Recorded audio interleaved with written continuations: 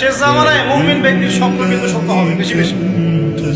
এখন এই যে এমন কিছু বিষয় যেগুলো আমরা বাহ্যিক জ্ঞান দিয়ে প্রমাণ করতে পারছি না, আল্লাহ রাব্বুল আলামিন বলেছেন এগুলো সত্য।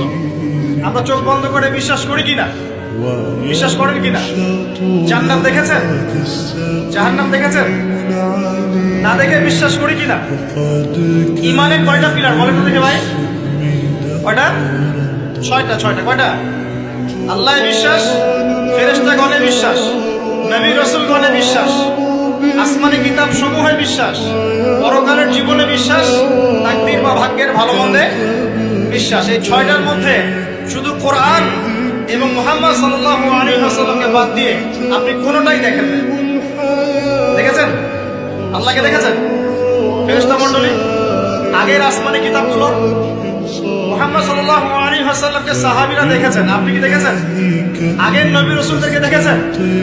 পরকালের জীবন দেখেছেন? তাকদীর বা ভাগ্যের ভালো মন্দ দেখেছেন?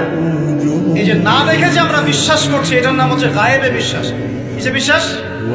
এটাই আল্লাহ পাক বলছেন আলিফ লাম মিম যালিকাল কিতাব লা রাইবা ফিহ। আলিফ লাম মিম এটা এমন একটা কিতাব যেই কিতাব নিয়ে কোনো সন্দেহ সংশয় নাই। হুদাল লিল মুত্তাকিন, এই কিতাব মুত্তাকিদেরকে পথ দেখাবে। কারা মুত্তাকি? আল্লাযীনা ইউমিনুনা বিল গায়বি, যারা এই অদৃশ্যে বিশ্বাস করে। বলেন সুবহানাল্লাহ।